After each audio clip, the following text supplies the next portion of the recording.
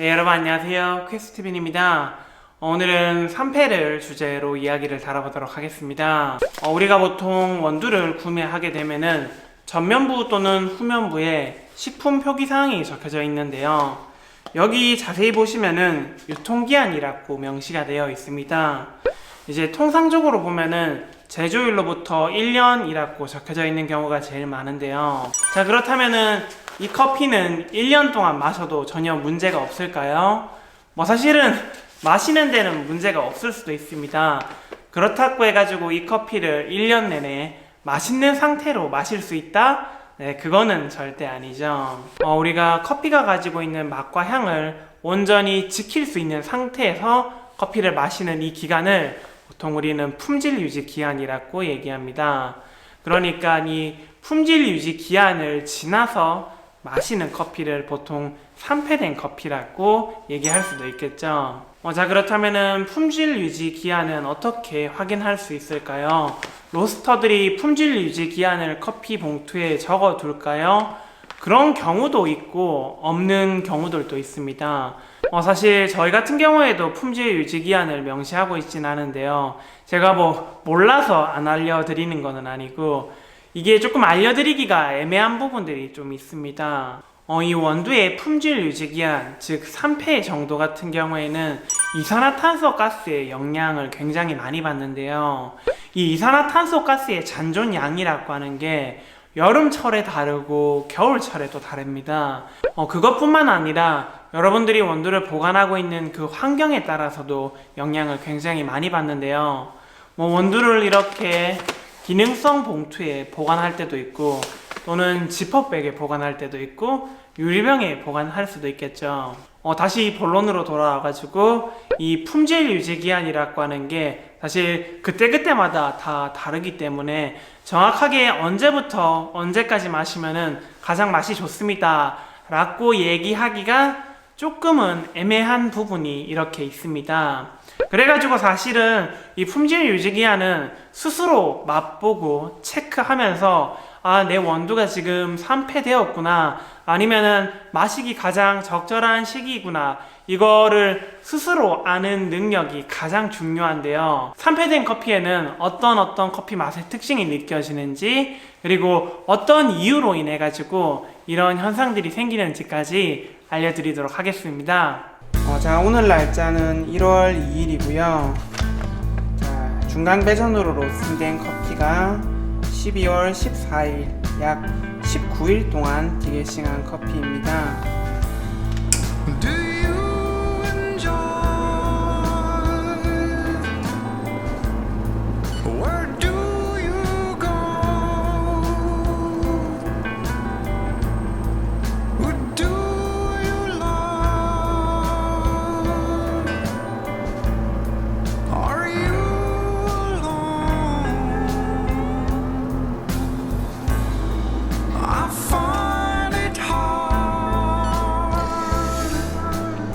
네, 36.9g의 에스프레소를 추출하는데 27초가 걸렸습니다. 그런데 이제 아직까지는 가스가 조금 많은 것 같긴 해요. 그래도 한번 마셔보도록 할게요. 네, 지금 커피 맛 굉장히 좋은 상태고요. 커피에 있는 바디감이나 향미 성분이 어느 정도 다 잘 느껴지는 것 같아요.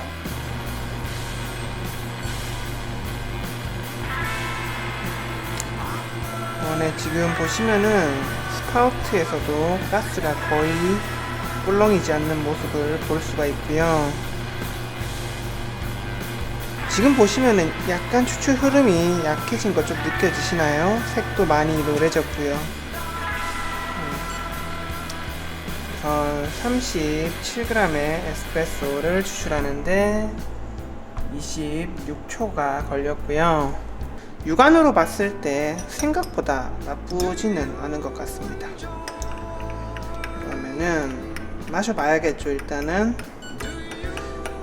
일단 바디감 쪽에서 약간 힘이 떨어진 게 좀 느껴지고요. 그리고 향미 성분이 좀 많이 빠져나간 것 같습니다.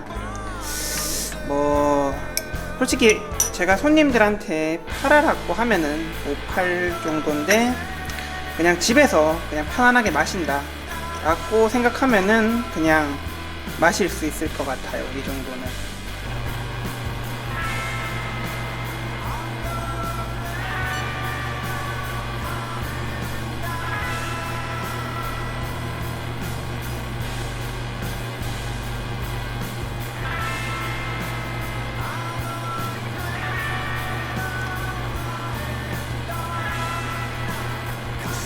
네, 38g의 커피를 추출하는데 27초가 걸렸고요. 생각보다 괜찮은 것 같은데요. 네.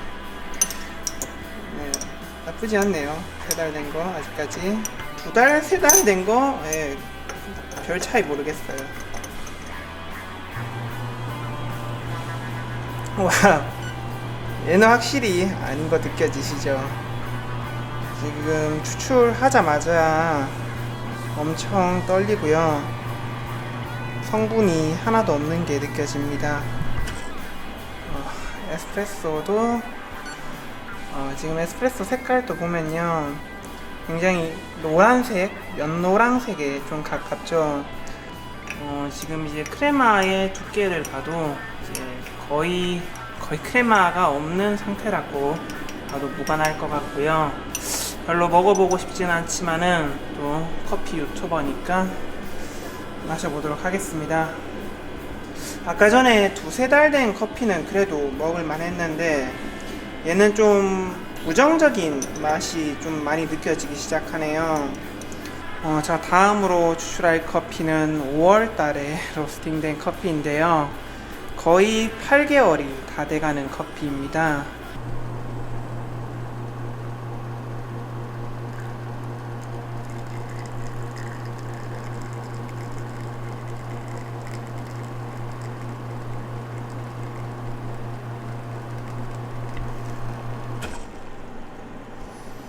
추출 시간은 19초고요.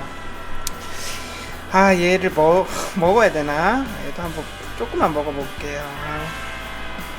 일단은 크레마는 굉장히 연노란색에서 이제 거의 흐린 물건 하다라고 해야 되나? 무슨 색깔인지 잘 모르겠습니다.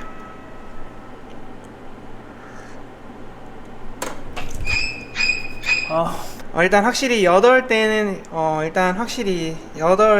된 커피는 도저히 입에도 대기가 힘드네요. 예. 네, 이렇게 다양한 추출 실험들을 한번 진행해 봤는데요. 정상적인 온도와 산패된 온도는 생각보다 그 차이가 많이 있는 것을 확인할 수가 있었습니다. 어디서 이런 차이가 발생하는 걸까요?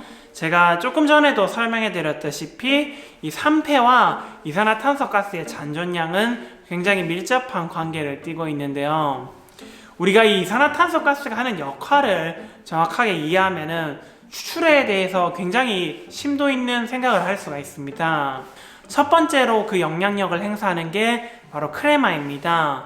이 크레마를 만들 때 주재료 중에 하나가 바로 이산화탄소가스인데요.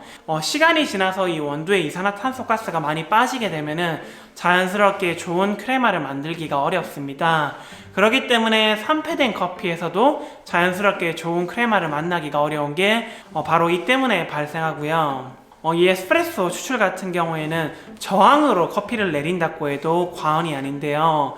이 저항을 만들어주는 것은 되게 여러 가지가 있죠. 일단 분쇄도도 있고 담는 양도 있고, 그 중에 하나 또 중요한 게 바로 이산화탄소가스의 저항입니다. 우리가 이 저항값이 적절하게 있을 때는 좋은 에스프레소를 추출할 수가 있는데요. 물론 저항값이 너무 많아도 안 됩니다. 그런데 이제 시간이 오래 지나서 이 이산화탄소가스가 많이 방출되면은 자연스럽게 저항값이 떨어지게 되잖아요. 그러면은 이때 에스프레소 추출 흐름이 빨라지게 되는 게 바로 이로 발생됩니다. 자, 세 번째로 이산화탄소가스가 커피 맛에 많은 영향력을 행사하는 게 바로 커피의 향 부분인데요.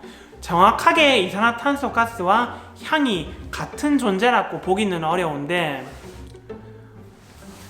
이 자그마한 원두 안에는 수많은 공간들이 존재하는데요.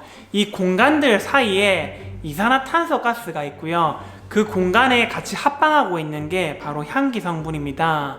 자연스럽게 같은 기체 성분이기 때문에 이산화탄소가스가 방출될 때 자연스럽게 향기 성분도 같이 방출이 됩니다. 우리가 오래된 커피에는 향이 없다라고 하는 게 바로 이 때문에 발생하게 됩니다. 네, 오늘은 산패에 대해서 한번 알려드렸는데요. 가장 좋은 것은 자신이 마시는 용량에 알맞게 조금씩 자주 시키는 게 가장 좋고요. 그리고 원두가 필요하실 때는 퀘스트빈을 한번 찾아주시면 또 감사하겠습니다. 그럼 오늘의 영상은 여기까지고요. 저는 또 다음에 유익한 커피 이야기로 찾아뵙겠습니다. 감사합니다.